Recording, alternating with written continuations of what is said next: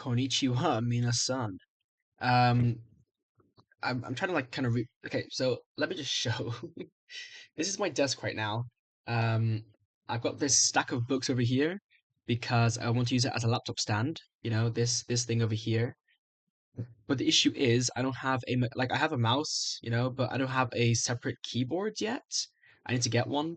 So until I do that, I can't really put the laptop on the stand, like on the stand while it's up, while I don't have a keyboard. Like I can't use the keyboard here up here easily. But the idea is to have the laptop at eye level because that is healthy for your neck and posture and all that kind of stuff. Um, so this is what it is right now. Stack of books there, which actually means I can put my camera on top of the books, which is very nice. It means I can get this angle for once. I think this is the better angle because there's actually stuff in the background as opposed to just my room like that. So that's cool. Um, yeah. Anyway, in this video, I am going to watch 3 videos, which I will look at in a second once I fix this camera. Let's try. Is that good? I guess that's good. Yeah, a bit low though, actually. Mm, okay, so much of the background, kind of omitting most of it anyway. But oh well. Check out my Instagram for a proper room tour. Yeah, okay, that's good. That's good. Right, this is the scene then, and I'll move my camera this way. Um, for now. Right, so yeah, the video. There are 3 of them. How to get so addicted to studying Japanese it feels like a game. Why learning useless languages will change your life, and the language learning industry is lying to you. Now, the theme obviously here is language learning.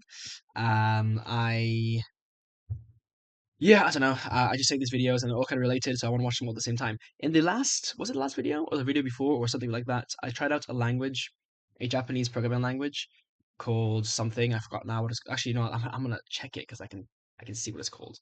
A language called Nadeshiko. It's a programming language that is literally written like Japanese text. So you would say say konnichiwa, wait for 3 seconds type stuff. So, all right, yeah, I don't know. I mean, I don't know why I bring that up. I guess just language learning. It kind of motivated me as like, ooh, because like I want to keep doing it, and if I do that, it'll help me learn some Japanese as well in the process. So that'd be cool. Anyway, let's just get on with these. Which one to start with? I guess we'll start with the big one. The language learning industry is lying to you. To me. There you go. This guy is Mikel Hyperpolyglot, 78,000 subscribers. The like to dislike ratio seems to be quite positive. I'm going to say something that is going to. I'm just going to close Discord here because my computer is actually like a jet engine right now. Also, shout out this 3-liter bottle of lemonade, which I will be pouring mid video. But anyway, let's get on with it. To make a lot of people. I'm going to say something that is going to make a lot of people on the internet very angry. Is he Italian? Just give me DB504 vibes. And I genuinely do not care. Watching Netflix in another language will not make you fluent. Duolingo is a waste of time and it will not make you fluent. That's and true. Immersing yourself by passively consuming content will not make you fluent either. I know. You've seen the YouTube videos, you've read the Reddit threads, you've been told that if you just relax and you watch enough videos, the language will somehow seep into your brain while you sit on. That is actually what I have heard. Like, genuinely, that is what people advertise. Um, what's the server called? Okay, I closed Discord, but there's a server that I can't remember the name of, but they are particularly hell bent. I mean, hell bent. Like they're dedicated to the idea of language learning from immersion. Now, the idea isn't that you just passively watch anime all day and you'll magically know the language. Like you could probably do that and like like maybe pick it up. Like maybe it works, but maybe it's probably not that effective or like that quick anyway. And like they still suggest using Anki for flashcards and um actually that's probably all that's about all I can really say. Um, but yeah, that's interesting. So okay, your sofa. Spoiler alert, it won't. And deep down, after years of trying it, you already know that. Today, I'm going to explain exactly. I haven't tried it myself. Like going full immersion, simply because I don't have the time. And like people say, oh, you'll find time in your day. Like do it when you're watching the dishes. But when I'm watching the dishes, I'm not paying attention to like what I'm watching anyway. Like I might put on like a YouTube video in the background, but it's not really something I'm paying that much close attention to. And if I can pick up things, it's because it's in English. If it's in Japanese, it's just background noise. Like I could, oh yeah, but like just take an hour out your day to watch it. Like I can do that, but I want to do other things. And I feel like that's just a bit too slow. Yeah, I don't know. Why this approach fails. And more importantly, So what it fails actually then. works instead. Okay, This that's video good. is going to save Or you I'm years of neutral on it. wasted time. Stay with me. My Okay. name is Mikkel. I'm a hyper Hello. polyglot. I speak 12 languages, and I developed my language learning system at the Innovation Center of the University of Deusto in San Sebastian. I've helped thousands of people go from zero to fluent fast. I'm going to tell you what Fast. works and what doesn't work. And the most common thing I see people wasting their time on is what I want to talk about today. There is a very seductive idea that has spread through the language learning community the last few years. It Hmm. goes by different names: comprehensible input, Oh yeah. language immersion, Oh yeah. learning like a child, Oh and a yeah. bunch of other names they made up. The pitch Made up. They didn't make it up. I think comprehensible input was a term that's been used for a while. Maybe I don't know. This was 1 month ago. Um,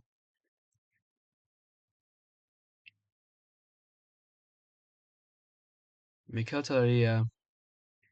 Where is San Sebastian? I know this is like so like unimportant. Spanish coastal city, but like he sounds like Davey 504, and I can't get it out of my head. Basque. He's Basque. Southwestern European ethnic group. Northern Spain, southwestern France. Interesting. I mean, I've heard of Basque, but I know very little about it. Okay, let's see what else he's. So he's been on YouTube for 5 years.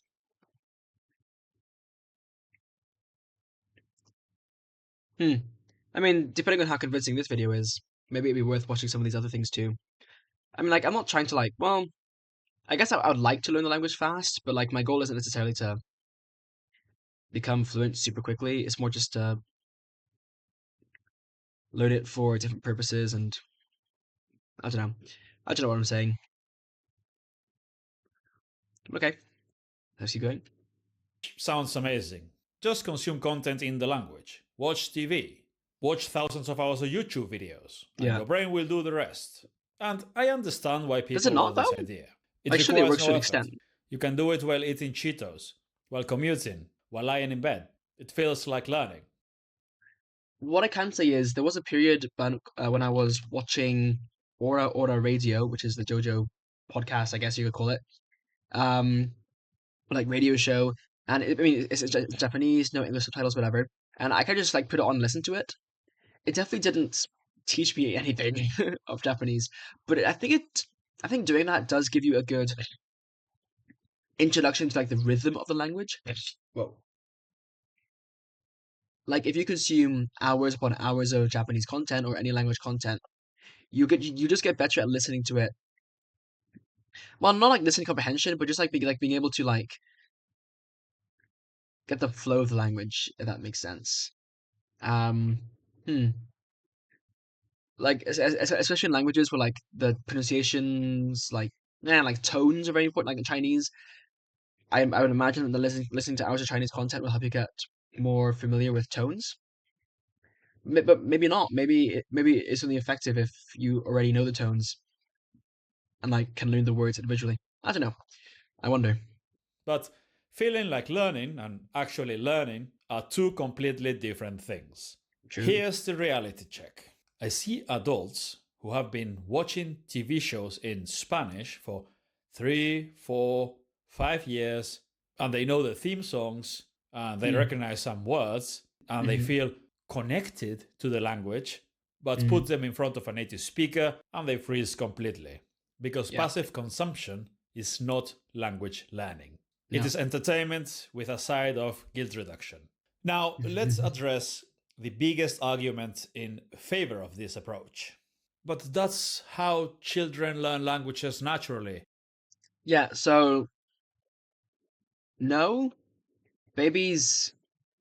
For some reason, in when it comes to immersion, there's this big, or like at least in the communities I've been around, there's this impression that you cannot like you should not produce output. You know, like if you produce output early, you're gonna screw yourself over. Because like a baby, like a baby just listens. A baby just listens, and then, but like a baby makes noises.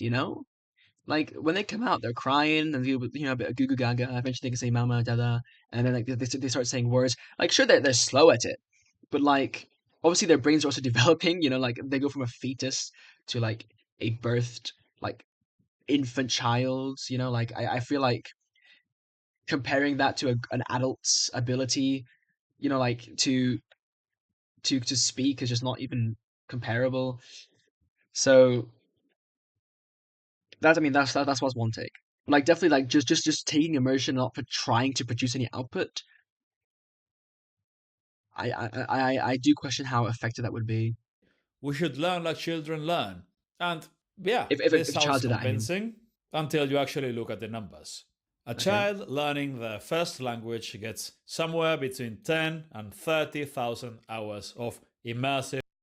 and two, like if you consider just how much immersion a baby gets, and even like how much they really need, like for a baby to for a child to grow up, to speaking a language well, like they need kind of to be engaged with people speaking the language. If they grew up neglected by their parents, they're probably not gonna, and by others as well. Like they're not really gonna have great ability to speak.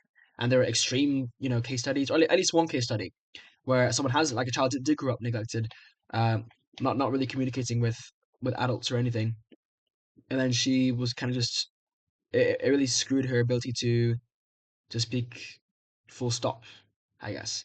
Haven't looked too deep into it, but just something along those lines.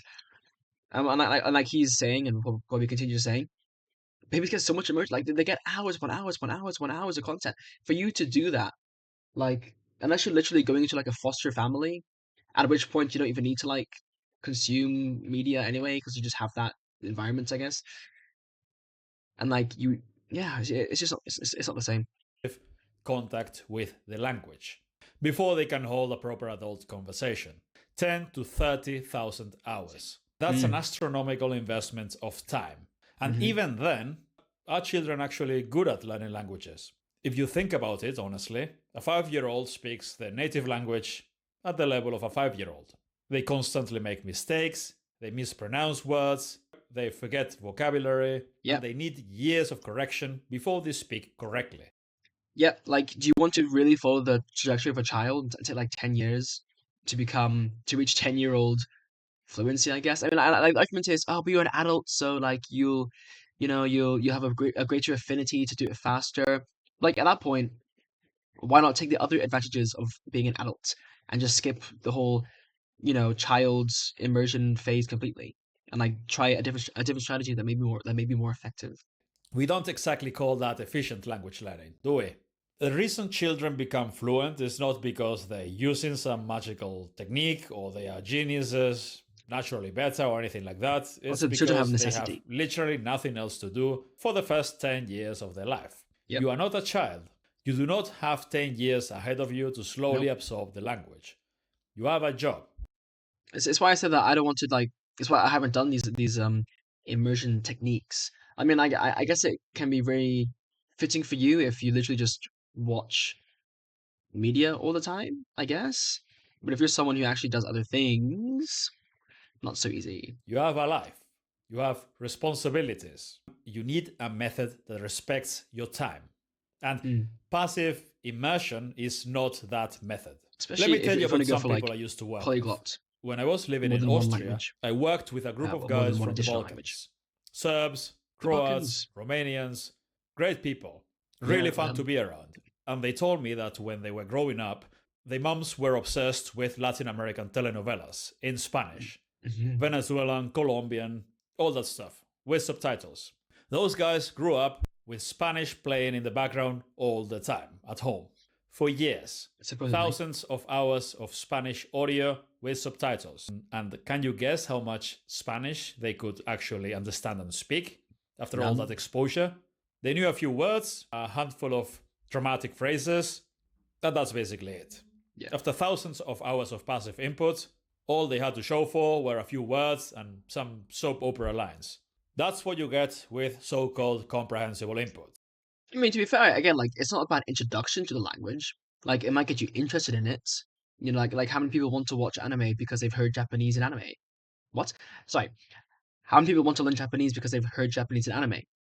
Or how many people want to learn Korean because they listened to it so much in their favorite K-pop songs, right? That is what passive immersion actually produces when there is no active engagement. Basically, nothing. Now, I know exactly what some of you are thinking. But what about the children? Will nobody think of the children? Yes, yes, the immigrant kids who learn the language really fast and become fluent really fast. Steven Krashen keeps banging on about it. Yes, this happens, and it is a perfect example, but not the one you think. An immigrant child who moves to the United States goes to school in English. Yeah, they go to English, like they move to the United States, you know, watching content in the target language is not the same as going to the country and having to speak it to make friends, to understand your classes and all those kind of things, right?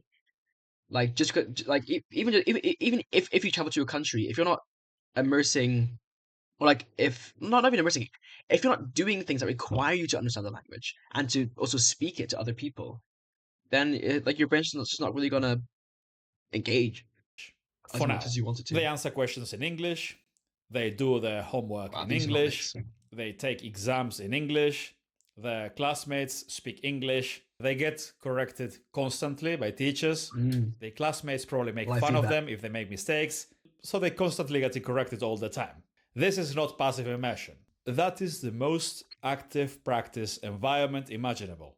They are Yeah. reading, writing, listening, and speaking English all the time. Yeah, like to call that passive is just ludicrous. It's absurd. It is like I said, it's super active and more fun because well, I mean, to go to your mindset, obviously it's very difficult, but like it's fun. It can be fun because it's so active and engaging.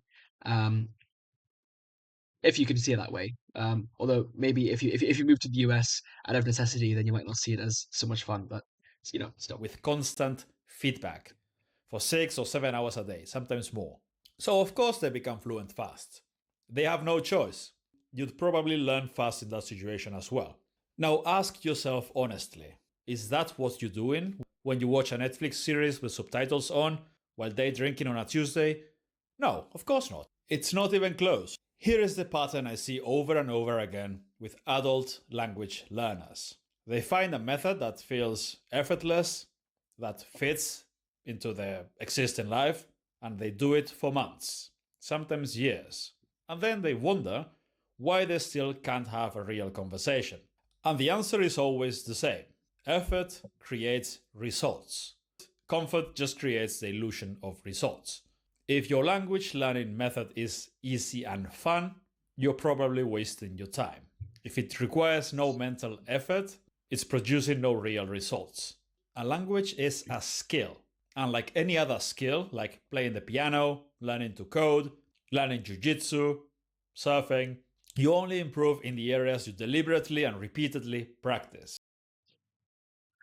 Um, I mean, obviously, I agree that if it's easy, it's probably not effective. But fun, I'd argue differently. There is also a sentiment that even among people who like, what's the word? Fanfare, like sorry, fanfare. The idea of immersion. There's also another idea, which is just that if you were learning a language and having fun, then that's the way you should go. Like you learn best by having when you are having fun. So like if that's what well, you learn best when you're learning, and you're learning when you're motivated to learn, and you're more motivated to learn when you're having fun. So if you find a method that is fun for you, then that's generally considered the best anyway. So I don't like how I use the word fun there, but otherwise, yeah, Watching it someone takes else play effort. music does not make you better at playing music. I enjoy coding. You know, it's fun. It's difficult, but it's fun. Watching sports doesn't make you better at sports, and consuming content in a language does not make you a speaker of that language. It's actually interesting because I've keep telling myself, because I play dodgeball and table tennis, and I keep telling myself, I've got to watch table tennis games, I've got to watch dodgeball games. I'm sure I'd learn stuff from them, but I just kind of haven't got around to it, and I wonder if it's because when I do it, I just don't take away as much as I would like to, or maybe I'm just procrastinating and I have no excuse. But hmm, yeah, maybe I should do a video at some point where I do just analyze table tennis and dodgeball clips, but because like they can give ideas, but if you really want to improve, you improve by being in it, by practicing it. Watching it can be useful, but hmm. Mind you, there was a study. I mean, from my memory, it's like very iffy the study results. Like, well, the credibility of the study, but there was something about like people watching basketball players shoot versus people who practice shooting. Like the people who watch the people shoot were able to shoot as well as people who practiced it. Now I think that might be a myth or like a very not well communicated results thingy studies whatever, but that isn't like I say it's an interesting idea. I don't know if it's interesting more than it is just idealistic. Like we would like to just be able to just watch something and then be able to do it, but really it does take practice. So You are an adult. You are smarter than a child. Most of yes. you, at least. You can learn consciously and deliberately. And that Hmm. is an enormous advantage, but only if you actually use it. Also, there is let me see if I can pull this up. There was a study, no, not study, well, study, whatever. I watched a video. The language school?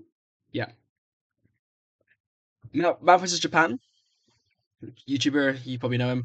He made a video called The Language School That Teaches Adults Like Babies, and it was following this, well, the life of this guy called J. Marvin Brown. He was a language teacher, he became fluent in Thai, and then he wanted to teach other people how to be fluent in Thai. And what he kind of found was that those who didn't give like conscious efforts to language learning and like kind of just like let them go into the flow of it, like talking to their teacher and then getting corrected and all that, but like not really thinking too deep about like the grammar and stuff like that, but just kind of like letting it naturally happen. Supposedly those students became better and more like natively fluent at Thai than J. Wolfram Brown himself, who learned it more from like a military. I think it was military style, or maybe that's a different language. I can't remember, but yeah. Anyway, it's very interesting study. But there was an issue. I mean, like there are other caveats to the program. Um, like the ALG program was 18 months. I mean, pretty good, but like obviously they had a teacher in front of them, right? So like even then, like the comprehensible input wasn't just watching shows. Like they had a teacher that they could speak to, and they could practice conversations between each other as well. And they were in Thailand, so they could go out. I believe it was in Thailand. I mean, yeah, it says he started a class in Thailand, so they could also go out and talk to locals and stuff. So like again, like it's not the same as just watching stuff. It's more analogous to that sending a well to not sending, but like having an immigrant child go to a school in the US and learn English that way. Um, but also there are lots of people who dropped out of it as well, which is indicative that even if it is effective, like even if we ignore like all the things I just said, like it's still not likely to work for lots of people. Yeah, the terrible four things that you can do, apparently, according to J. Marvin Brown, was that you should not create output early before natural speech emerges. You should only produce outputs in your target language when it comes naturally. That was one of his arguments. Second one was you should not look up words in dictionaries. You should just remember it as it comes, I guess. You should not take notes on grammar and other language features. Likewise, you shouldn't think too deeply about grammar and language features, and you should not ask questions about the language. Now, I think this is really dull, and again, it's not surprising to me that people dropped out, but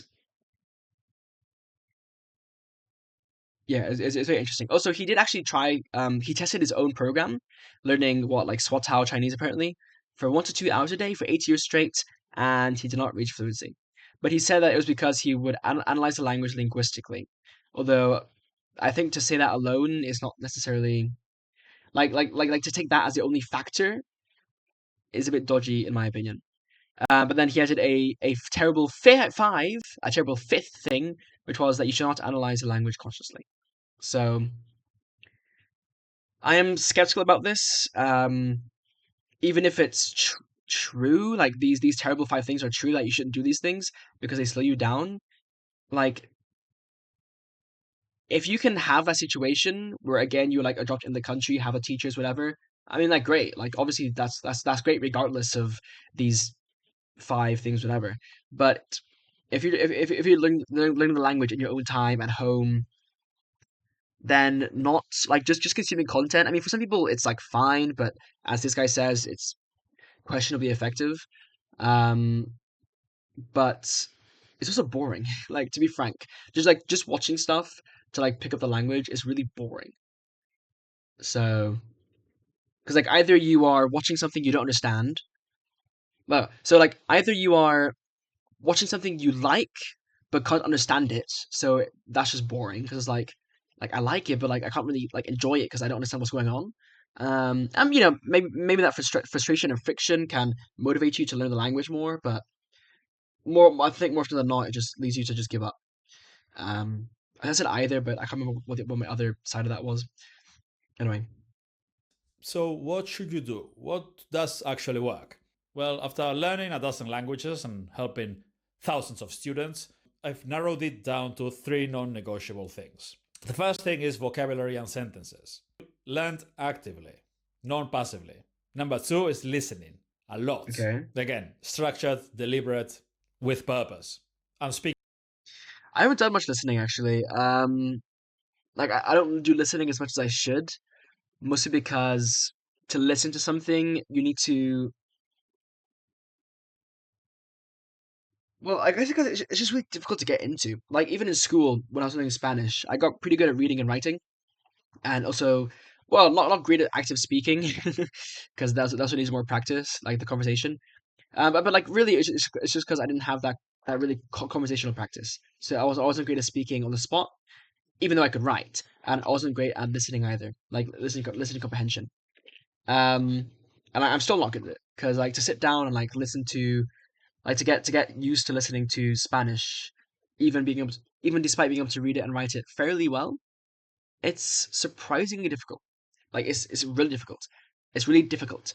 But I do want to get into it at some point because like you have like at least like a few hours where you literally just cannot understand what's going on. Like you like hear some words, but like you kind of like trying to grasp onto it. It's a really difficult phase, like stage, sorry, of the listening comprehension learning process. And I would love if there was a way to make that just so much smoother. Whoops, because like obviously if you get through it, then you get better. But it's just so difficult, um, and like really hard to stay motivated. from day one, every single day, without exception, with Hmm? purpose. And speaking from day one, every Speaking single from day day, one, without exception. interesting. That's what really works. Let's go through each one of them. So he actually argues for speaking from day one, which I think like you'd be oh my god, I can't speak. Motivated to do anyway. But it's interesting because like that goes directly against what the passive learning people say, which is don't produce outputs, just input until the language comes naturally, which is a bit like a I don't know, wait for the magic kind of thing, you know? In detail. Most people learn vocabulary the wrong way.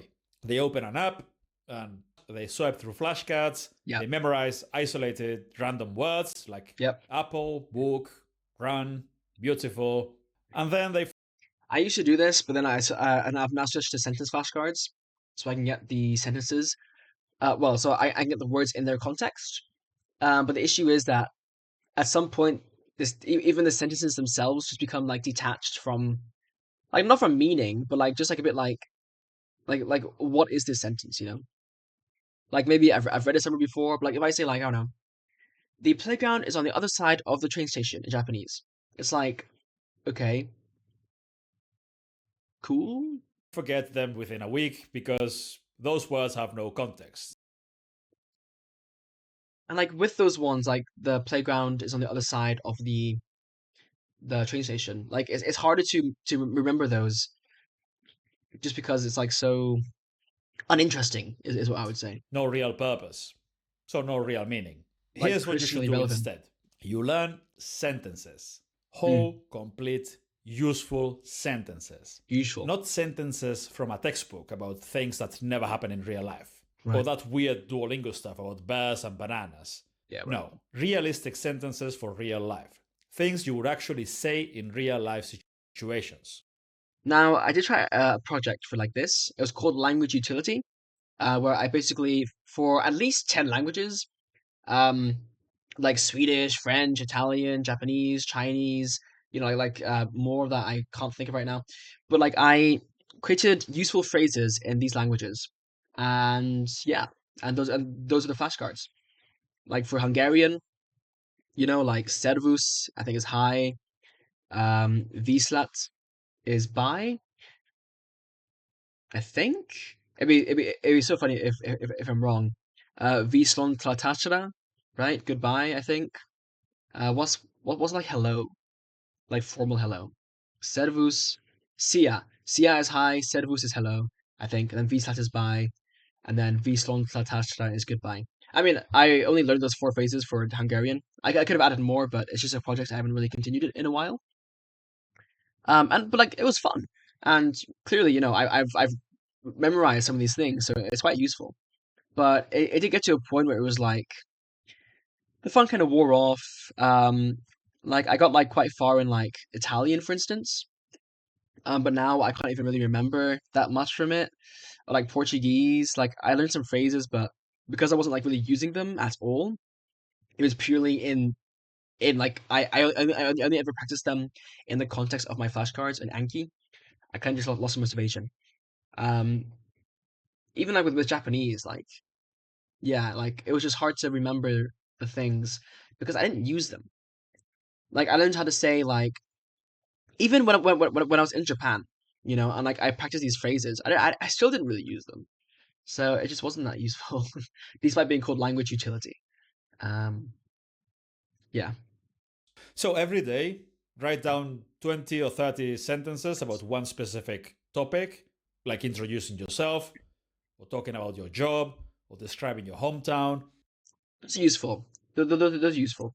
Um, like I can remember how to say again, like hi and hello in most languages, because I like bye goodbye, because those are so simple and useful. And like if I meet someone who speaks Hungarian, I can say, "Oh, servus," and they'll say, "Oh, you know how to say hello in Hungarian." It's like it's cool. But like saying, like, I don't know, "Haben Sie einen guten Tag," right? Like I only remember that because it just sounds funny to me for some reason. "Haben Sie einen guten Tag," but like to actually say that, like when would I say that to someone?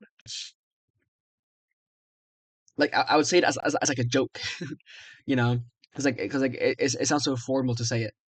Um, and that's probably like the only reason I've remembered it.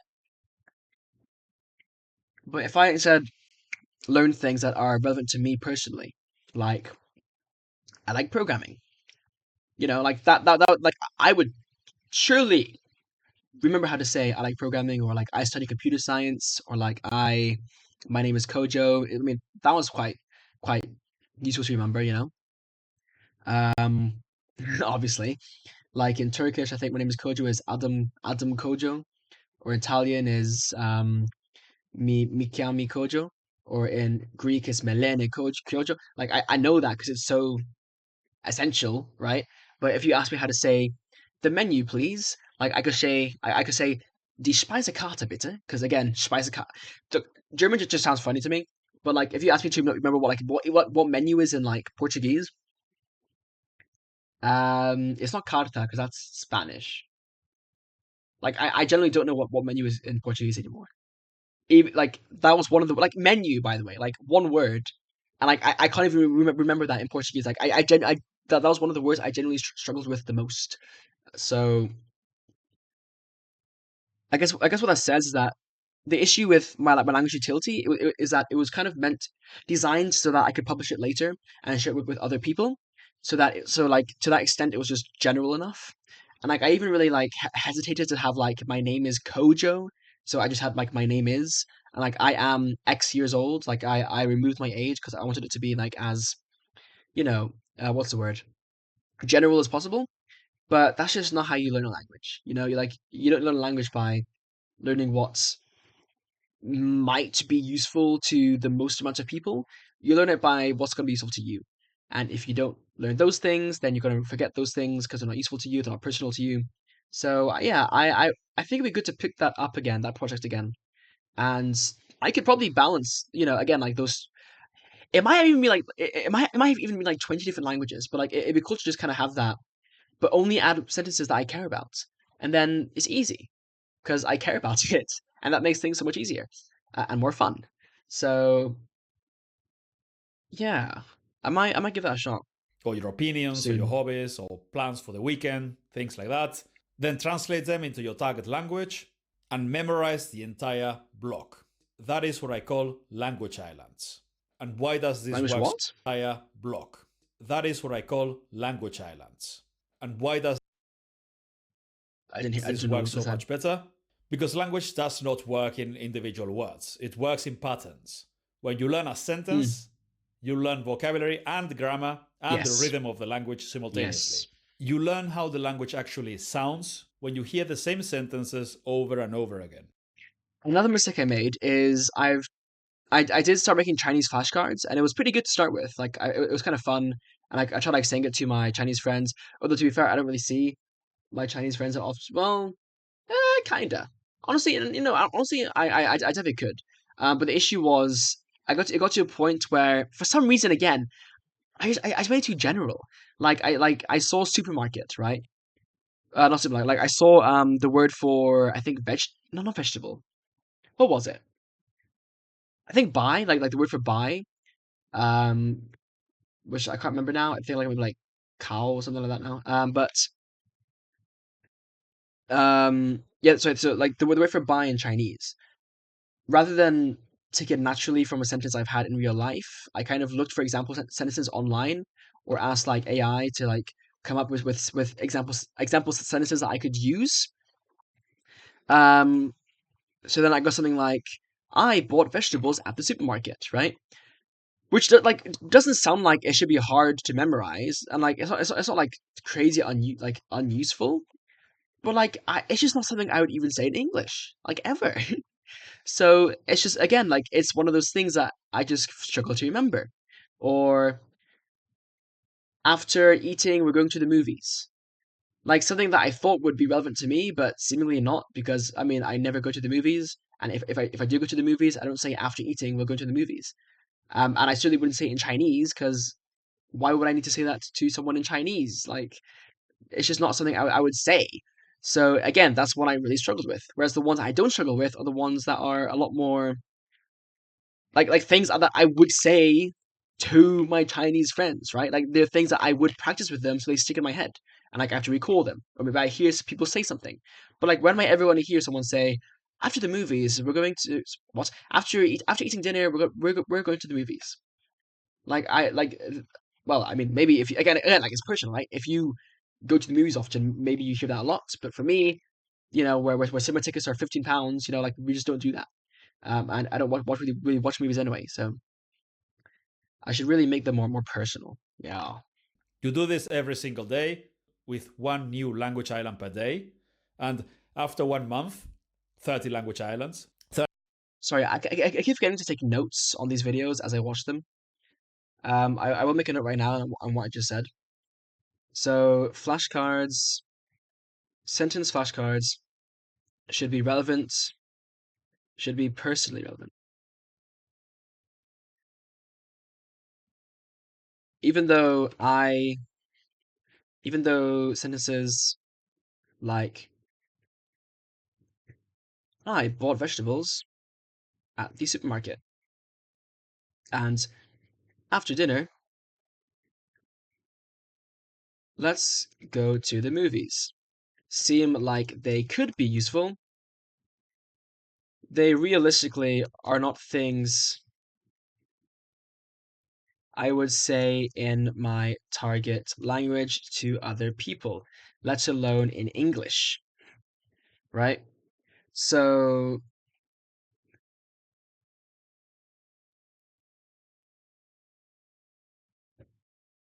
yeah,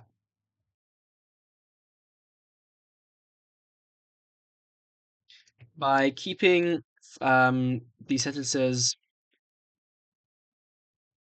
by keeping two sentences that are more things that I would actually say in that target language, I set myself up with phrases and patterns that I will actually use.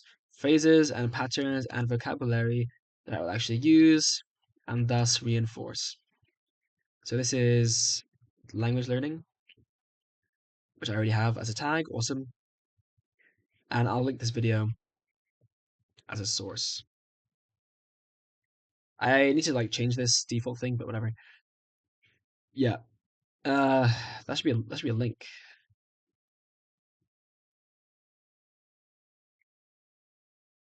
That's weird. I have language learning as a thing there. And linguistics as well. Okay, I think I need to fix that. Yeah, so sentence flashcards should be personally relevant. Okay, and if I just go to my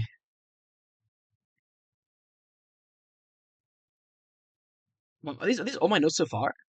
I actually have so many atoms already. It's crazy.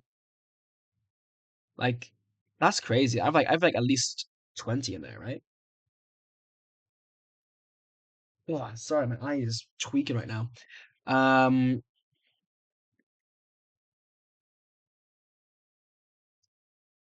okay, this one is language learning and linguistics.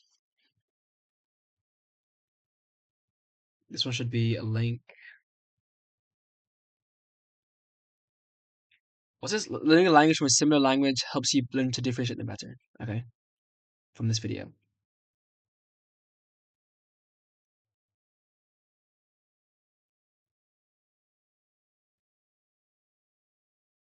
I think that's all right.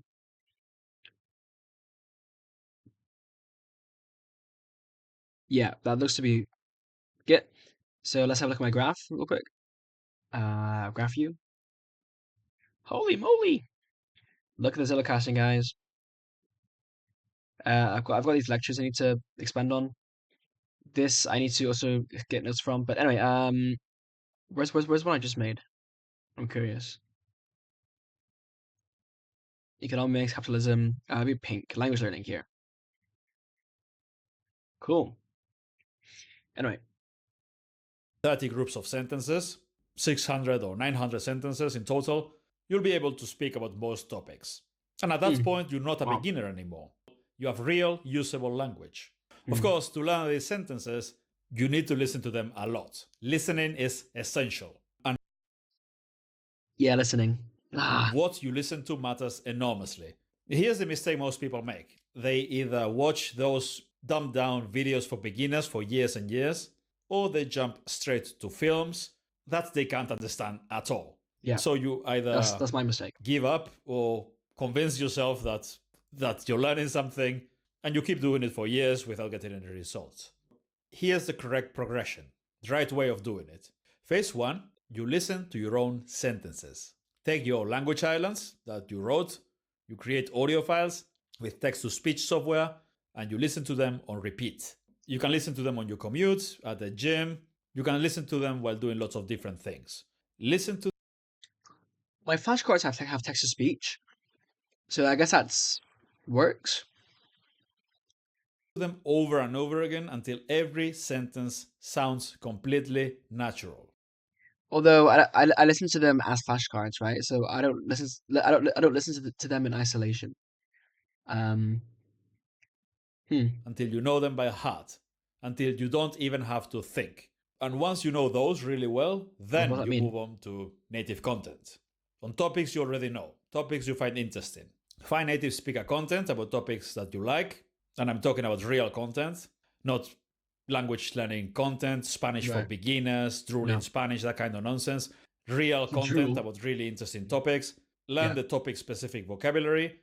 Yeah. So for this, I have like for Spanish, I have there's a Jojo YouTuber called J Joe, I think, or like J Joe Joe's.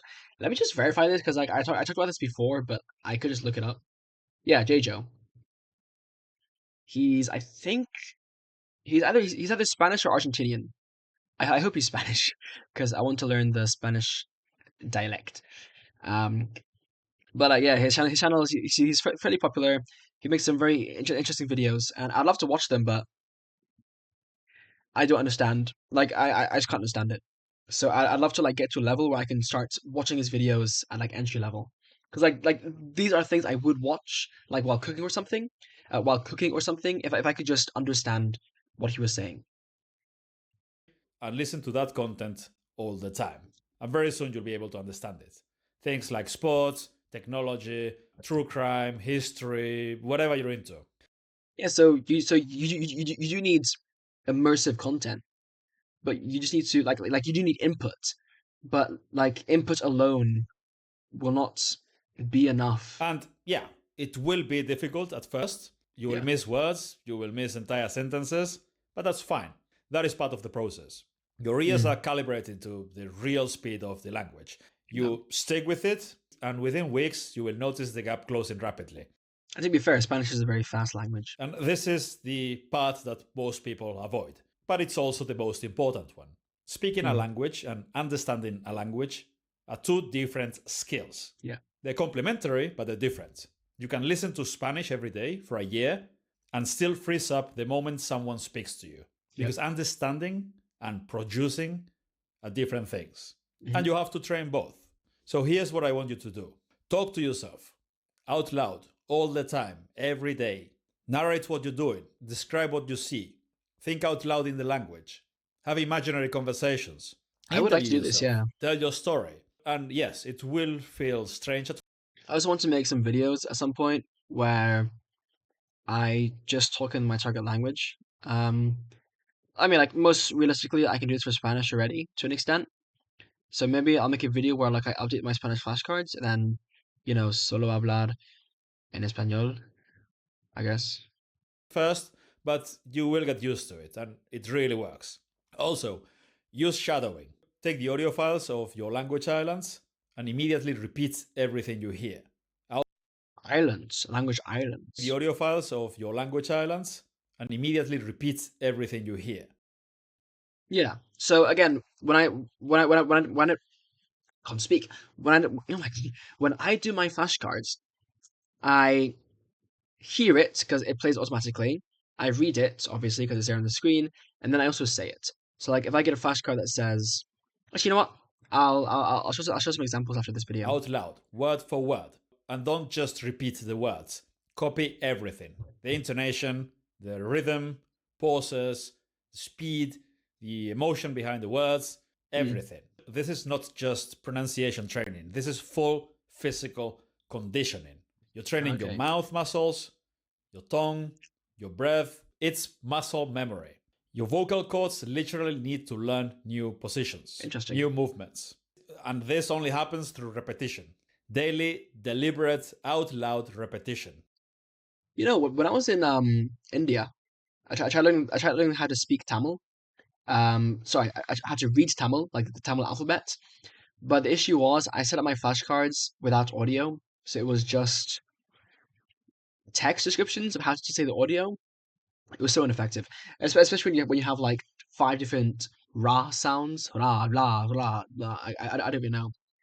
And also, It's just translate your not practical. sentences back from your native language into the target language. Cover the target language sentences and try to say them from memory. And do it again and again until you can do it instantly, smoothly, and without hesitation.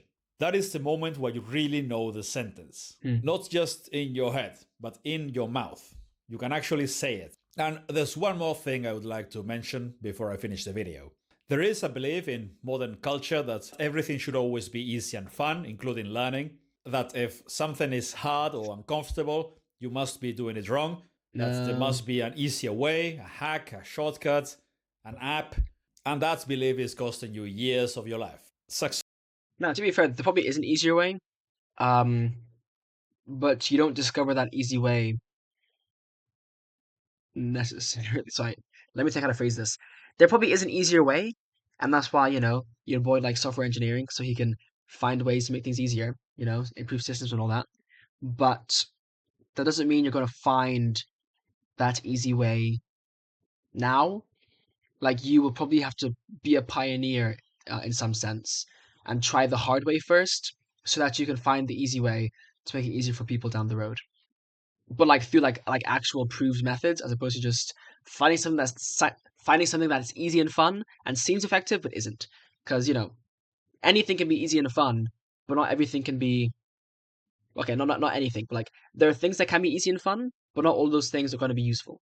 So you do like Successful it's not people an don't think indicator. like that. The things worth having, real skills, real fluency, real confidence in a new language, those things require real effort.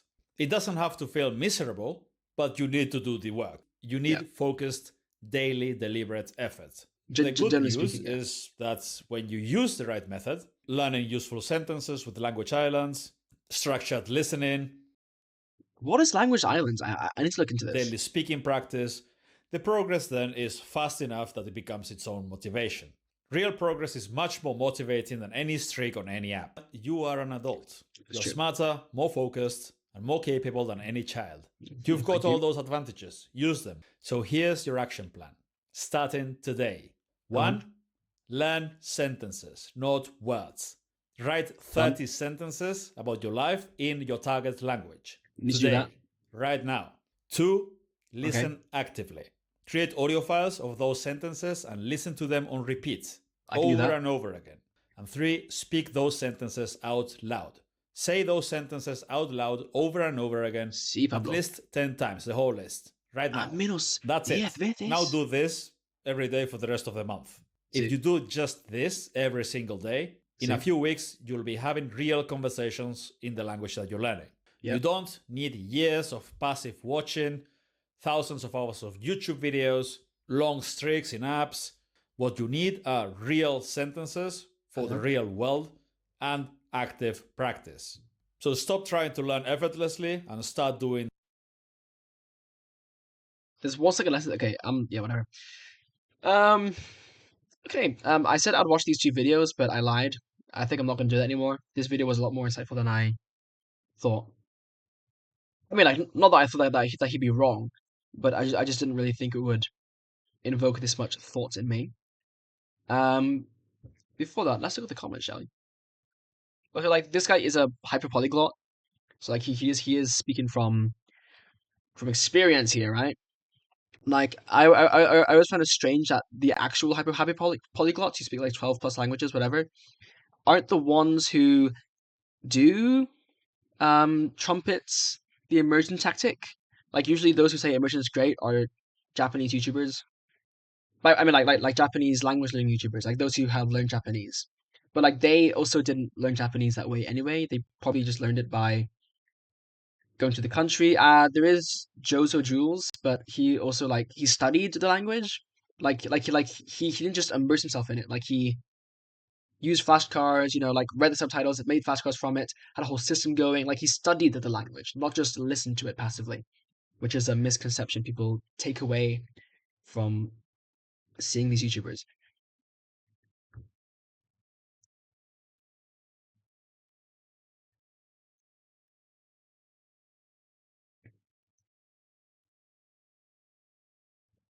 Okay. Anyway, yeah, cool video. Cool video. So he has a bunch of other videos. I'm not gonna fall into the YouTube rabbit hole. I think he's literally said everything I need to hear so far. Um, oh boy. Um, it's 12 languages. I do want to see what he says about grammar though. That I will say. Although I think yeah, like if you just feed yourself sentences, then you will naturally pick up grammar anyway, because the brain's good at pattern recognition. And unlike a programming language, studying natural language grammar is quite a bit less useful, just because it can be so irregular and counterintuitive, and it slows your ability to just naturally produce language, because you're like going through like that conscious mathematical process trying to figure out what goes where, as opposed to just letting it naturally come. So there's definitely merit to not thinking too hard about the language, but like there's a difference between always consciously translating and thinking about the language and how to structure your sentence versus understanding the grammar. Like you can learn the grammar formally, but like as long as you just force yourself not to literally construct it like at the moment, like okay, grammar goes here, this here, like just hmm. I mean, I don't know, but that's my hypothesis. I'd love to see more research on that, and see more research be done on that, because I don't think there is much out there right now.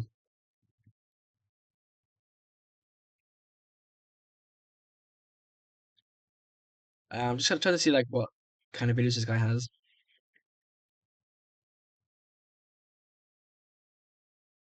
Wait, I watched this video. I do not remember watching this video, but it was in the last 6 months. So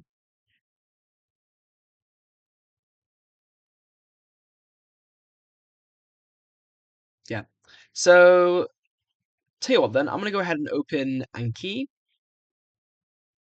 my good friend Anki, who is mysteriously missing from my desktop because I haven't opened it in so long. Jesus. Well, I haven't like used it actively in so long. I did open it not too long ago because I do want to get back into the flow. Yeah. But unfortunately, Anki's really slow. It takes like 10 seconds to load.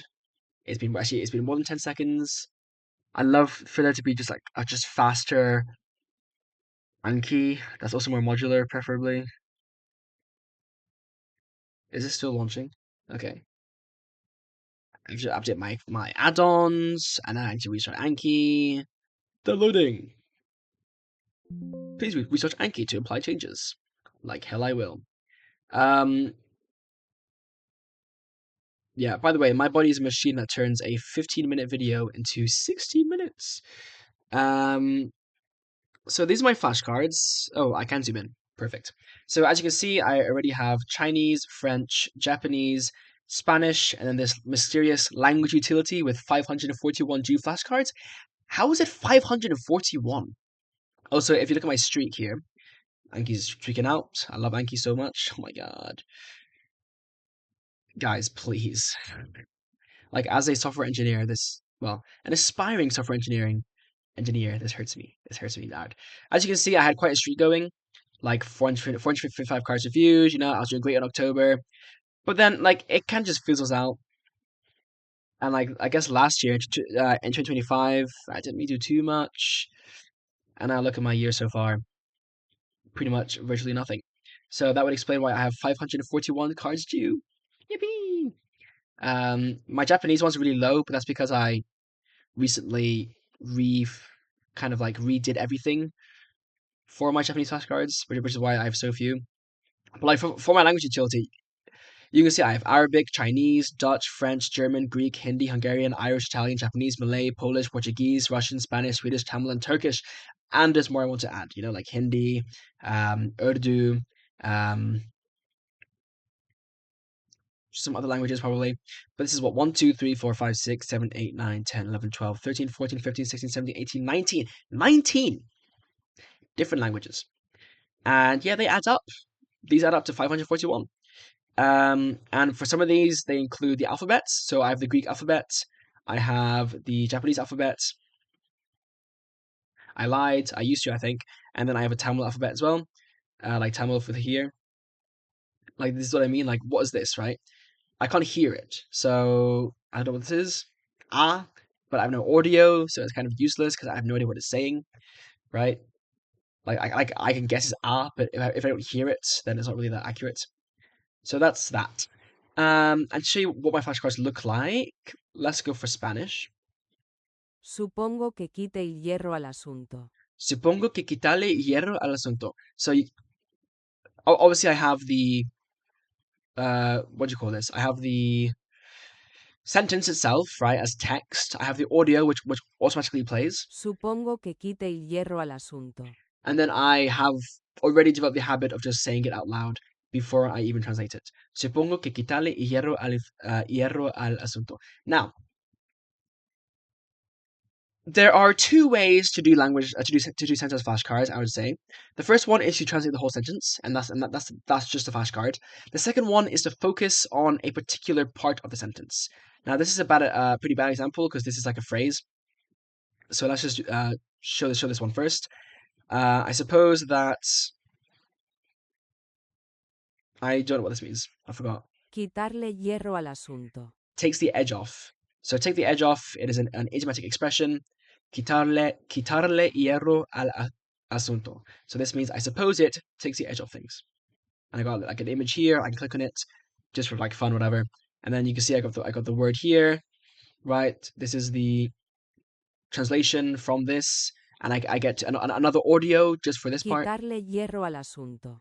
right? And if I click on this, it will take me to word reference. Now, in this case, there is no word reference translation, so again, not a great example, but it's there. So I'll press again. Si el héroe tiene una espada masiva, dale una zona muerta justo delante de él. Right, so this is more a better example now. Si el héroe tiene una espada masiva, dale una zona muerta justo delante de él. So if the hero has a massive sword, I think espada is sword, he gets a dead zone just in front of him. If the hero has a massive sword, that is give, right? Give him a dead zone just in front of him. Something like that, I guess. I mean, I got this from like, where did I get this from even? I can't remember. But espada. Oh, I do actually. I had an extension. I switched browsers, so I need to kind of port it. But I had a Google extension a Chrome extension, sorry, that converts random words in your web page to your target language in Spanish. So I think I was looking at a wiki for a game, and it just translated sword to espada. So I added that to my flashcards from that context. So like it was originally in English, but I translated it from English into Spanish. But anyway, as you can see here, I have espada in pink. So rather than I don't even need to translate all of this. As long as I get espada correct, Espada. which is sword, then I have the flashcard correct. So that's the difference, right? If the hero has a massive sword, give him a dead zone right in front of him. Yeah. So I was right anyway. But alternatively, I could just ignore the specific word and instead have the whole sentence be the flashcard. So if I want to get it correct, I need to get the whole flashcard, the whole sentence correct. But I genuinely don't know which is better. I feel like the issue is, right, with these flashcards, with these sentence flashcards, I don't have to translate the whole thing. I can just see espada and say sword and then move on, which is honestly useful. And it also means I can add like more irrelevant words in here. Like I don't necessarily need to know Zona Muerta as dead zone. Like I don't really care about this, but I can just add it for fluff because I want to get this word anyway. But like then again, like I want the general sentence to be useful, right? So I don't know. I generally don't know in this case. So let's see if the guy's channel that we looked at has anything about that. We can.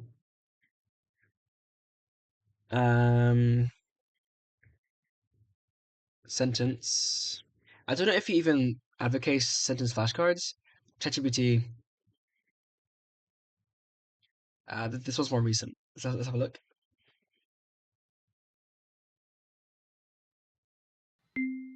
You can get conversationally fluent very quickly in Okay, cool.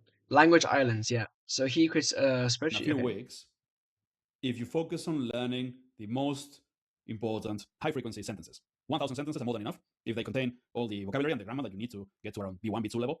And it's not that much grammar and vocabulary that you need if you learn it through sentences. And of course, if it has a Actually, okay, so before I go on, I've talked about having these kinds of flashcards where the guys, this sucks. Where the where there's a specific word I need to get within the sentence, but to show a different Habla example of the other one where you have the whole sentence, I have language utility, right? So I'll do Spanish again just for consistency here. Right. So first of all, this one is English to Spanish, but also I need to translate the whole sentence. So like even if I did the reverse, I would still have to translate the whole sentence, not just one word. So is it spicy? Is es picante? I know this because I've used it, I think, at least once. es picante. Es picante, right? I'm from many places. Soy de muchos lugares, Soy de muchos lugares. right? Like if I could take the sentence and translate it. In fact, what does he do? I mean, I guess I'll see in a second. Like, I wonder if he does English to Spanish or Spanish to English or both. I mean, both would genuinely be useful, but it's kind of hard to automate that in Anki. I feel like, or maybe it's not. Maybe I'm lying. But like, notice how like I'm not just like highlighting many or like just highlighting places. Like the whole sentence is supposed to be useful. So I do wonder if this is the best way to do it. The better way to do sentence flashcards. Yeah. And to give an example in another language, like Chinese, what's your name?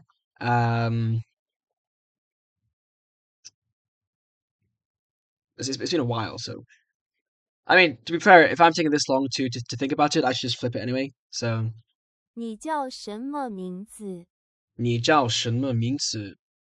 So I can hear it, 你叫什么名字？ which is particularly important for the tones. I don't know if my tones are correct. I would kind of learn that from speaking to people, and also listening to more things. But like for an introductory thing, this is quite useful. But notice how like I'm not highlighting name or whatever. Like I'm just learning it as a set phrase. So 你叫你叫什么名字？你叫什么名字? So compare that to my Chinese flashcards here. 我不喜欢咖啡。我不喜欢咖啡。我不喜欢咖啡。我不喜欢咖啡. So like here, I don't need to know what 我 or 不 or 咖啡 is. I only need to know what this is. So like, what's the point of the rest of this sentence? Like, it gives context, which is good for like discerning the different meanings a word could have. But otherwise, it's just fluff, right? Like, I feel like it'd be better if the whole sentence was something I had to get correct, because then like it gives more purpose to the sentence, and it's not just there for like for nothing really.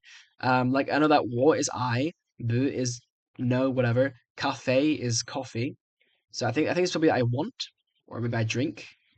Probably drink because I see like the nomu similar thing here. 喜欢。 Oh, it's like. Okay, no, I'm thinking of like ski then. Interesting. So I don't like cafe, 喜欢. So like, but like I could replace coffee with anything, right? And I did see a video where the guy recommended, not this guy, a different YouTuber, where they recommended creating like a bunch of the same kind of sentences. I don't like X, and having like I don't like coffee, I don't like cats, I don't like books, right? Like and like create loads of those flashcards. But I feel like that's just not really how you're meant to do flashcards. So yeah, I am starting to gravitate towards just having the whole sentence be the flashcard.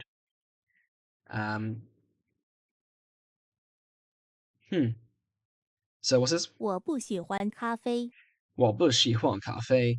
I don't like coffee. It's true, by the way. Like this is something I would say for the record. But just like highlighting this word specifically, puts too much focus on the single word, not enough on the actual pattern of the sentence. 天气冷了， Or another example, 天气冷了，天气冷了. Like why am I focusing on le? Like I know like it's useful to know what this is, but if I can translate the whole sentence, then I get more out of it anyway. So I think it's like the weather is cold, 天气冷了， or like is cold. 了， It has become cold. Right. So le is a change of state marker in this context. Oh. 天气冷了， 天气冷了. And like there's nothing here like that tells me what 天气 is either. So like there have been cases where I just like forget what this is, and it's like, well, I don't know what it is now. I have to like look it up myself. I mean, I could obviously infer it from the context here, but sometimes like it's not so clear, especially with a language like Chinese, or in some cases like Japanese, because in that case the word order is very different. Lung is cold in this case. Jianxi means weather, by the way. Like where here does it say that the weather has become cold? It doesn't, because like this is not a direct translation anyway. It's a semantic translation. So like really it says weather, cold, change of state marker, which translates to it has become cold. But like if I don't know what Jianxi is here, I'm kind of screwed. You know, like is it cold? Is like Jianxi lung cold? It had like I don't know. I don't know. 你去哪里？你去哪里? Anyway, so that's my predicament right now. The sentences that you need for all the topics you normally talk about and the situations you find yourself in. All of this, you can do it with around 1,000 sentences if they are the right sentences. This is less than an hour of audio to. It's funny he makes this spreadsheet, by the way, because I have the exact same. Well, not the exact same, but a very similar spreadsheet. If I can just find it. I haven't opened Google Sheets on this browser yet. Please don't expose anything too bad. Here, language tracking. So here, I basically have this, but for a bunch of different languages. Now, the first thing first, there are definitely issues between different languages. Also, why are these so empty? Right. So I mean, these are very empty, but you can see I've primarily filled it out for Japanese already. And I did actually create flashcards for all these, by the way. This was for the language utility project, just so I could kind of keep track of the things I wanted to learn. But the issue is like the things you want to say in one language will not necessarily be the same things you want to learn in a different language. So I would actually, if I were to do this again, I would make each language separate. Also, like, do you need to make a spreadsheet if you have flashcards anyway? Probably not. Which is why this only has Japanese, even though I have flashcards for a bunch of other languages. Just kind of a hassle. But this is just an easier way to keep track of the languages and the content, because again, like Anki is not very easy to edit outside of the actual Anki interface. Like it'd be much better if the flashcards were stored in a format I could edit in like a text editor. That'd be great. But for some reason you can't do that. I think it's one of the greatest flaws in Anki's design. And if anyone wants to make a true competitor to Anki, that is probably the first thing that they should target. Yeah. Listen to. And if you listen to it 30 times or more, it depends on the language, but usually around 30 times, it's more than enough to understand them well and also to be able to use them actively in conversation I believe yourself. it. In fact, I even find myself naturally doing this when I'm out and about. Like I think what's today? Today's Tuesday, right? On Sunday, I asked my friend, he's Pakistani, so he speaks Urdu. I asked him, how do you say I want to eat in Urdu? Because I was hungry, right? And I was bored. So I asked him, he said, I think it was Mujhe Kana Kana Hai. Let me just check that real quick. Like the point is, like I've asked him like I think 3 times now, like maybe at least 4 times. And like the more I ask him and like get that refresher, the more it becomes cemented in my memory, and like it's fun as well. English to Urdu.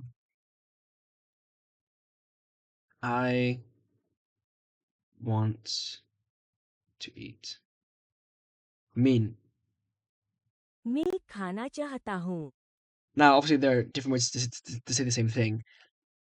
I can't remember what he said. Was it muje or mije? Like, it's definitely kana kana he, but I can't remember the other part of it. I am.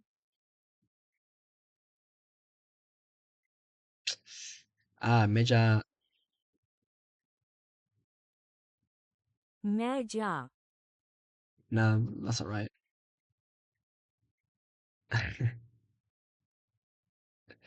uh, okay, this will not help me apparently. Like I want to eat in Urdu. My kana kana chatahun. Meine. Was it muje?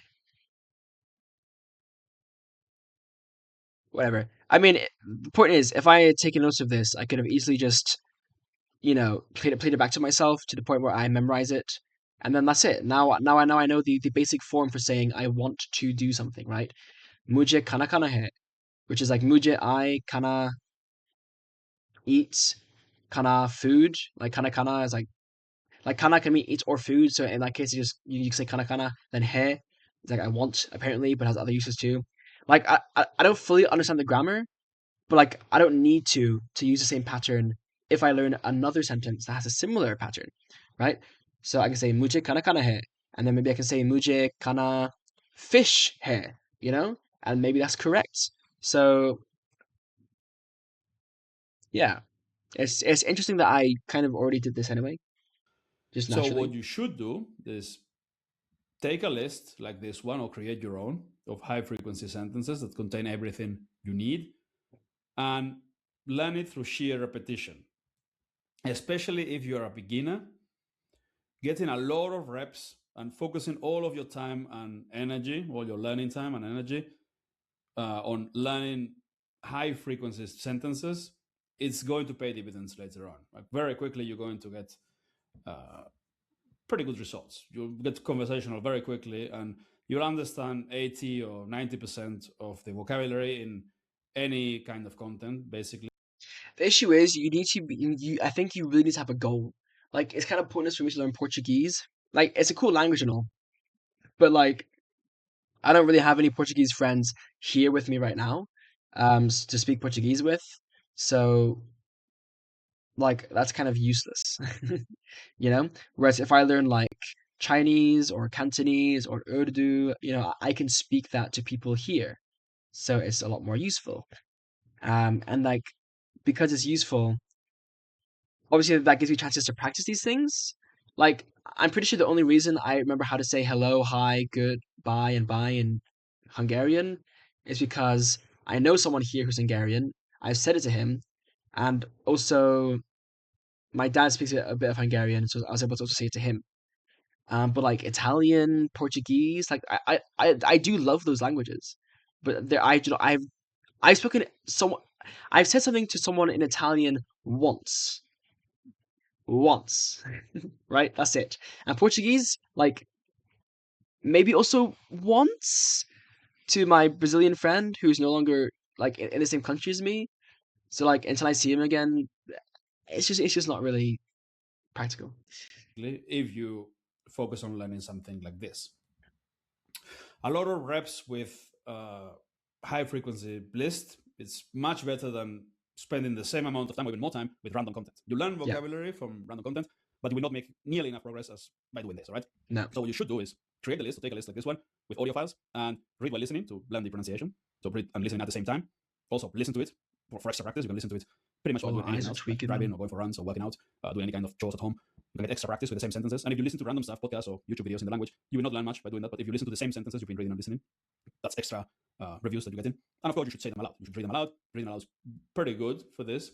If we're talking about content that you've been listening a lot already, if you've already repeated the same content several times, then reading aloud works well.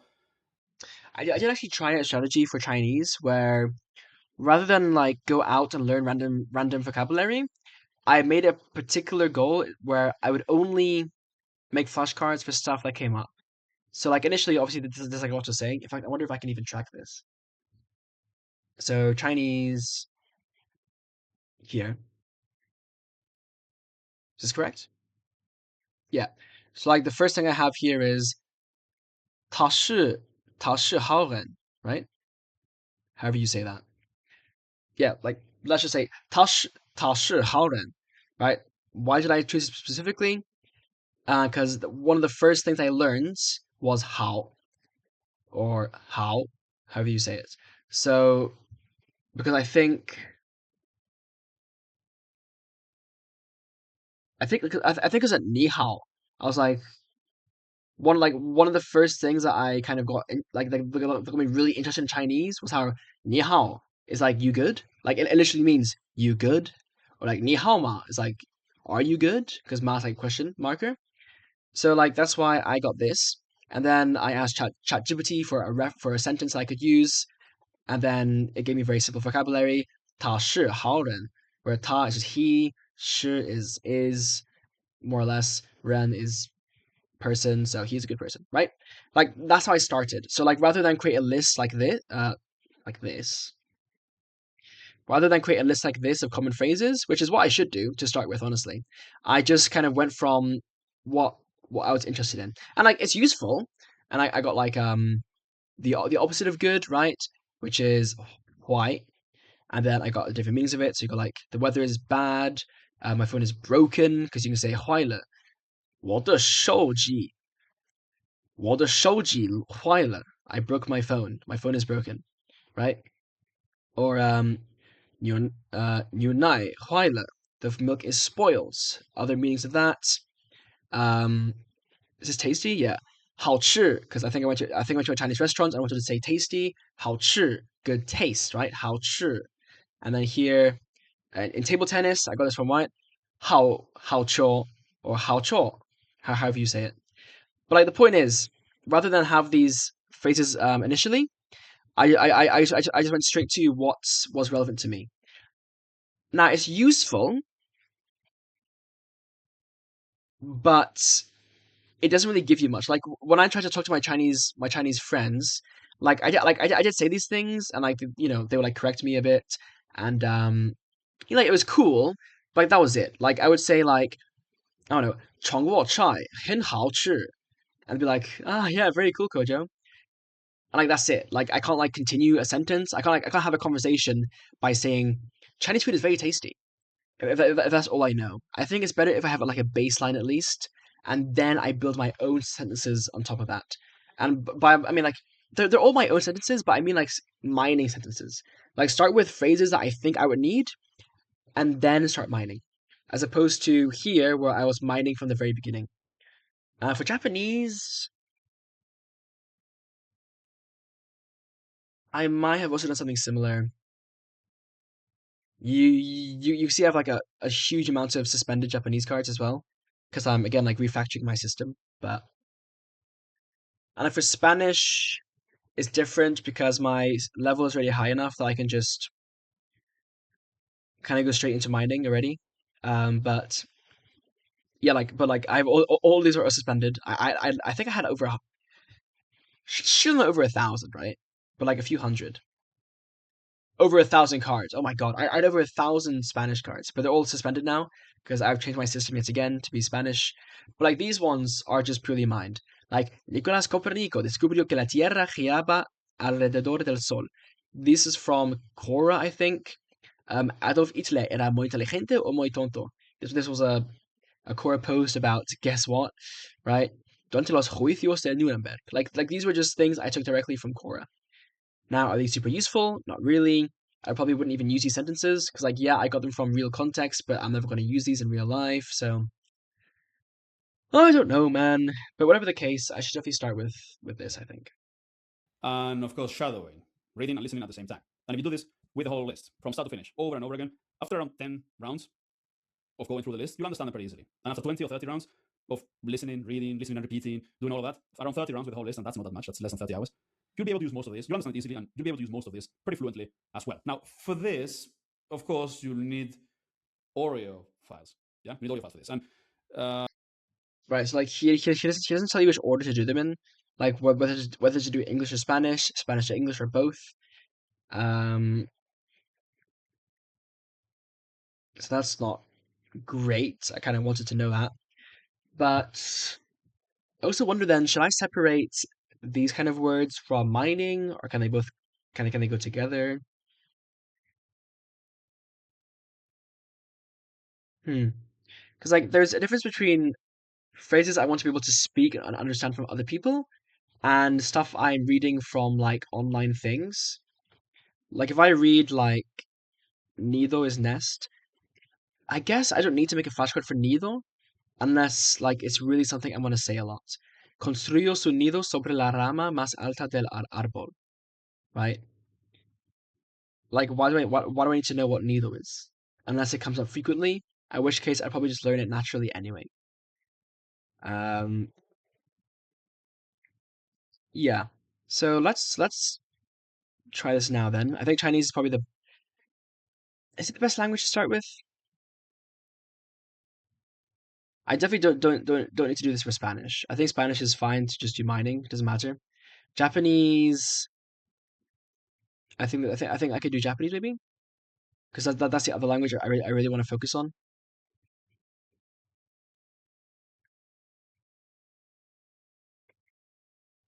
Um, it really is just a question of how. Not to mention like if I go back to my language utility to my Japanese, especially for Japanese, right? There are just so many different ways to say the same thing. So like let's take this one, right? I don't speak Japanese. 日本語がわかりません。 Nihongo ga wakarimasen, which means, you know, I don't understand Japanese really. But like you would say it to signify that you don't speak it. Because like it's like, but you could say Nihongo ga hanasemasen, right? I literally don't speak Japanese. Or like, or maybe it's Nihongo. No, yeah, it's ga hanasemasen. But it's like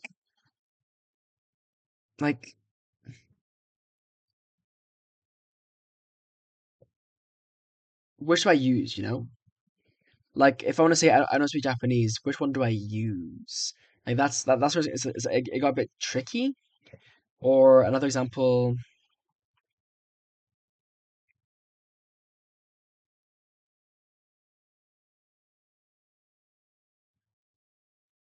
um, like how do you say? Where's that? Yeah, how do you say word in Japanese, right? ゼロは日本語で何と言いますか？ Zero wa nihongo de nanto iimasu ka? Like I could say this, but like masuka is already like very formal. I mean, not very formal, but like if I was talking to just like my friend, I could say Zero wa nihongo de nanto iru, or like nanto yeah, iru ka maybe nanto iru ka, or like Zero wa nani? Right? But like Zero wa nihongo de nani? Like, but like this is like the more formal way to say it to someone. Um, so like those kind of things are just like yeah, it's just really difficult. Like the reason I chose this particular form is because the goal of language utility was if I was stranded in the country with no internet, you know, what would I say to a stranger? Like that was just the situation. So in this case, obviously, I want to be formal and go with the whole, you know, mascot. But like, if I want to learn the language, like actually learn the language, you know, like learn the grammar and everything like that naturally, then I need to have better examples. So I really don't know. What I would say though is that it's probably better to have target language to English as opposed to English to target language because I really don't want to be translating from English to the other language. I want to be just speaking the other language. And like it's there are things that are just like there are just so many ways to translate it from English to the other language that it's just not really worth it. Like a good example of that one is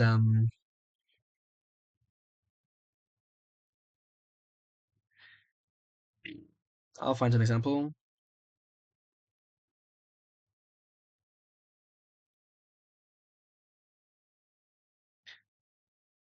Hmm.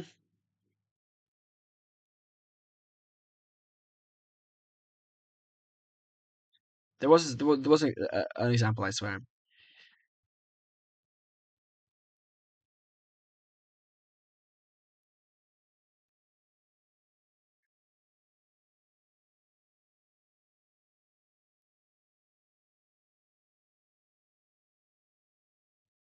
Okay, well, I guess not then.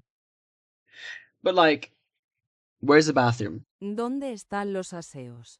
¿Dónde están los aseos? Or you could say, ¿Dónde está el baño? Right? But it's like, if I'm just given this, how do I know that I specifically need to get ¿Dónde this? están los aseos? And if I say el baño, should I be like lenient and then say I have it correct anyway, even though it's different here?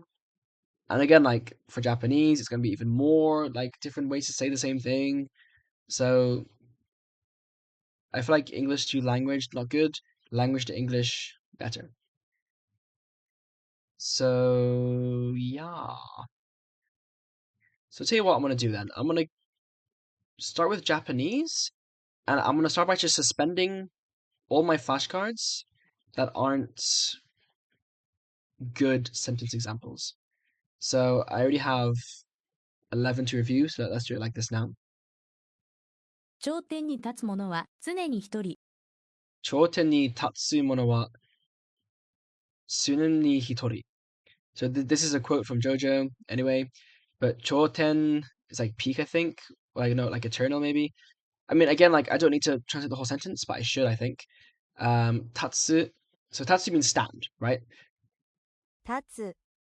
But like, what about what's the point of this whole sentence? Like, I'm not even going to pay attention to the grammar of this sentence if I just need to memorize what tatsu is. So,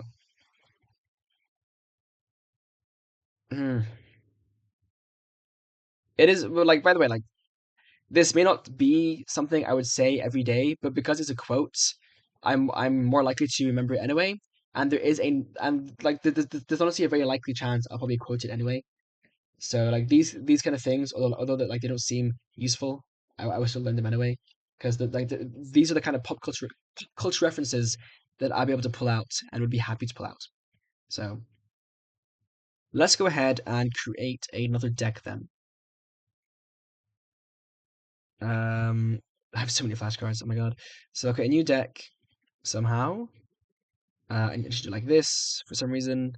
I can't just right click and do it. So Japanese sentences. Can change the name later, but for now that'll do. Use my Japanese word template, and in fact, I should make a new template then. So can I duplicate this template first of all? Now, notice how it's called Japanese word and not Japanese sentence, because even though it's a sentence flashcard, it still focuses on a word. So what I really should do is add Japanese words, clone it, call it Japanese sentence, and yeah, choose that one. Right. So our sentence is, we'll take the same one. So do I have it open still? Okay, well let's find one. 頂点に立つ者は常に一人。 Yeah, so we're going to edit this one. This is the content. We're just going to copy it into this. In fact, I can just clone the card, can't I? Can I show this in my thing? Yes, perfect. So that's... Can I control... Nope, no dragging. Oh, well then. And I've lost it. Great. Try this again. Notes. Create copy. Good enough, I guess. Japanese sentences. Choose. Japanese sentence. Choose. Let's add. Okay, so now I have this. 頂点に立つ者は常に一人。 Obviously the same. I'm going to remove the bold here because I want it to be a, what's the word? Like a neutral one. So I'll also update the furigana and everything here. Remove the bold here. And then just like remove like the word stuff. Like just everything, just remove it. Like that. So remove all those fields. So no. Yes, remove yeah, that's fine. Japanese word furigana, delete. Can I select? No, I can't multi-select. Word audio, delete. Word English, delete. Word type, delete. And then notes and image is fine. Right, so now I just have this. 頂点に立つ者は常に一人。 And now suddenly I need to translate the whole thing. 頂点に立つ者は常に一人。 I need to edit my template as well. 頂点に立つ者は常に一人。 Because now I literally just have the image. So I can remove the English 頂点に立つ者は常に一人。 and remove the word type. 頂点に立つ者は常に一人。 Don't even need this, do I? 頂点に立つ者は常に一人。頂点に立つ者は常に一人。 Yep. In fact, this entire thing can be deleted. 頂点に立つ者は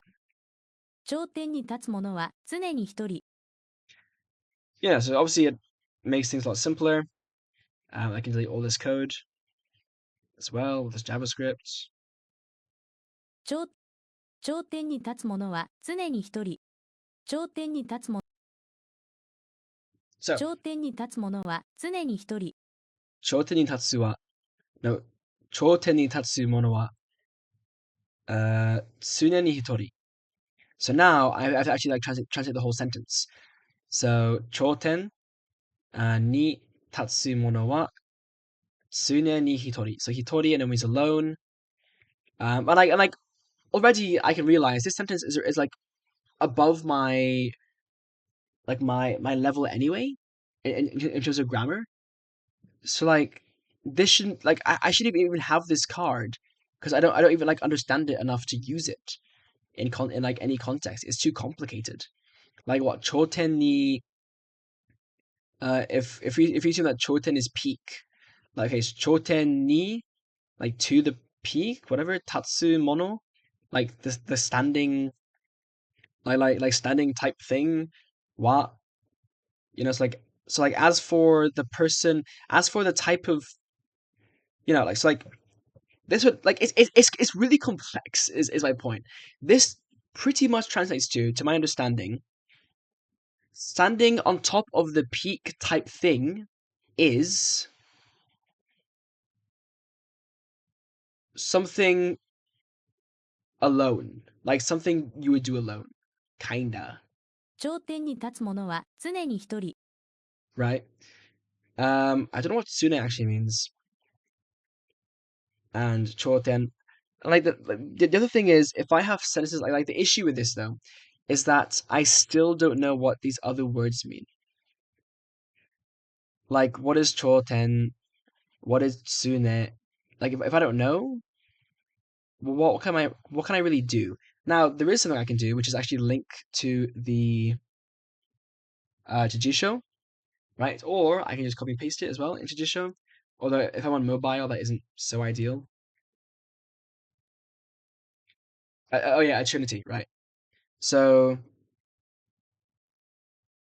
like the one who stands on the peak. So like as for the one who stands on the peak, they are eternally alone. That's what it says. Yeah. So the one who stands at the peak is always alone.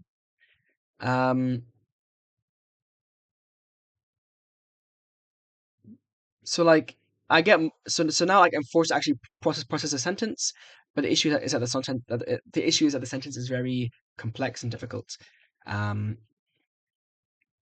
So like how do I break this down, right?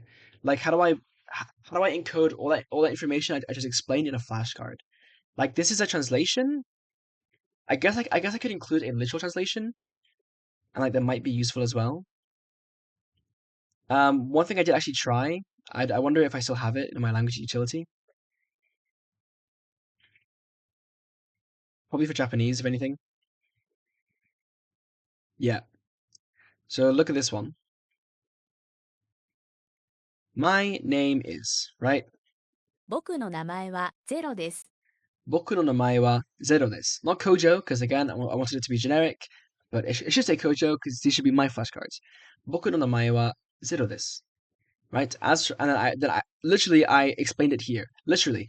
As for my name, Boku no namae wa, as for my name, it is blank.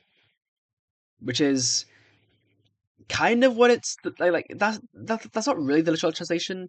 Like a more literal translation would be like my possessive particle name, topic marker, zero copula would be like a literal translation, but whatever. But then here I break it down, right? Boku plus no equals I plus possessive, which equals my. Namae equals name. Wa equals the topic particle, which can be thought of as for, and desu is a polite copula, right? I could include this breakdown for all my flashcards, but I just wonder if it would be too much. But or maybe it's good. Honestly, maybe it's good. Maybe this here is the exact format I need, but just in reverse. So I have this sentence here instead. I think that could be the way to go. So 僕の名前はゼロです。 let's try that. I'm going to clone this card type next. So how should I do this? Add.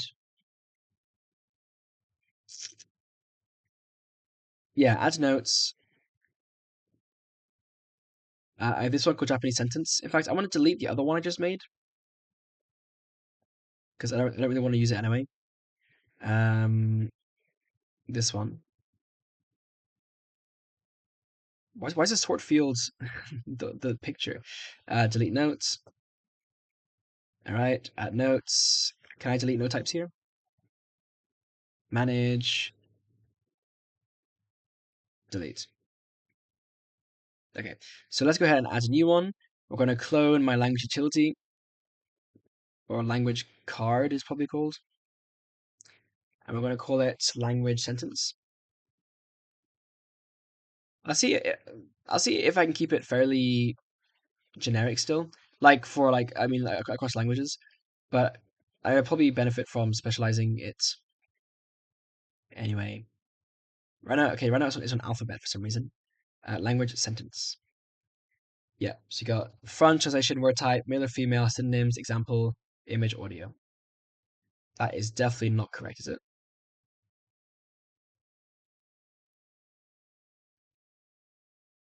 No, this is for Spanish. So let me delete that one. I made a mistake. Here, sorry, how did I miss it? Add clone language utility and call it language sentence. Generally, how did I miss that? That's crazy. So we're going to choose that one. Right. So the ID doesn't matter because we're not. I mean, does it matter? No, no. So we're gonna remove ID from this. English is going to be changed position. So we have the translation, whatever, then the English translation. So let's call this like original or just sentence even. English translation, TTS, literal translation, breakdown, notes, and the language is at the bottom for some reason.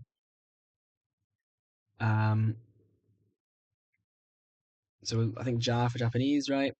Let's take our sentence from before. I would like the same one if I can. 頂点に立つ者は常に一人。 That's here. So we'll take this sentence here.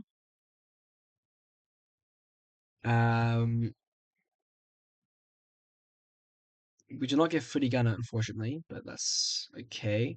I'm willing to edit this, so sentence here. And here I have. Where is it? breakdown, literal sentence. Furigana, English translation.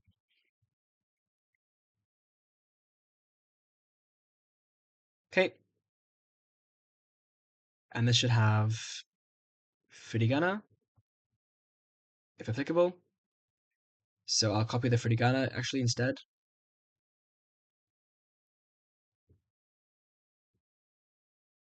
Is there a ta I can borrow somewhere?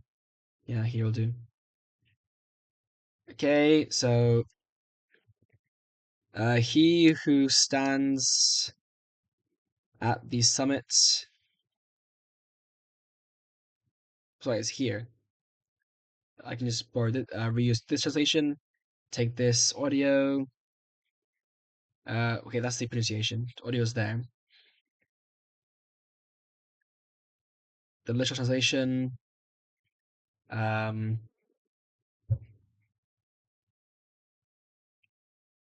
As for the type of person to stand at the summit, they are eternally alone. Something like that. And then a breakdown, right, of what it all means. So, choten. See how I did it for my Japanese, I guess? Yeah. Yeah, so choten equals peak, summit. Ni is a particle. I don't actually I don't even know what like how ni works properly. I kind of need to learn it better, but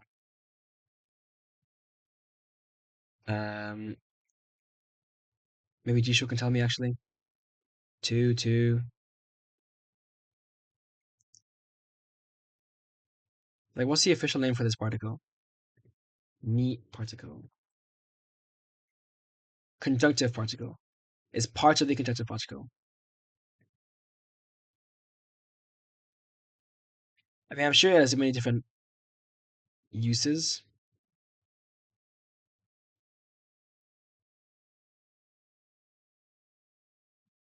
Which particle is boom?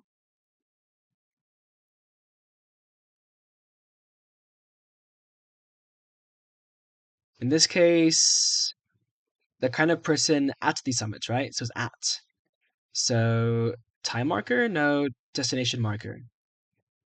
It's like a location marker. Right? So location marker. Right? And then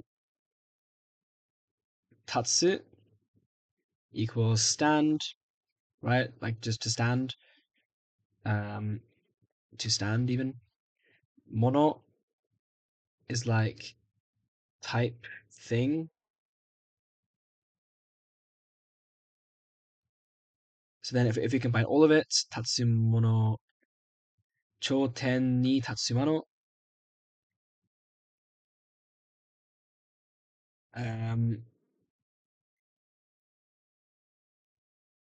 Standing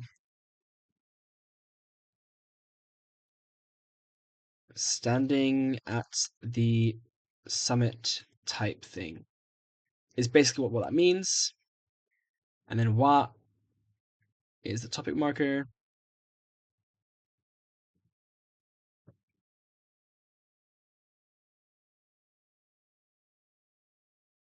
Right, so if we were to combine all this together, like the one who stands at the summit. But I mean, that's already in the literal translation, so I guess you can just skip that. Tsune is like eternal.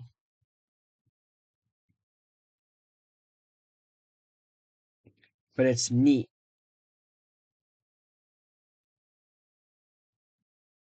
Ni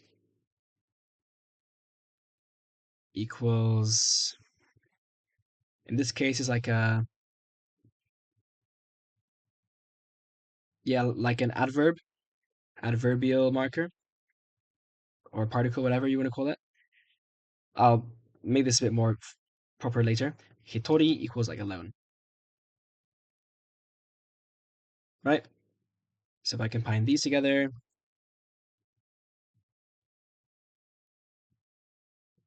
eternally hitori alone. So it's a lot, right? It's a lot. But like something like this would 頂 probably 点に be 立つも what I'm ultimately aiming for. So let's add this to Japanese sentences.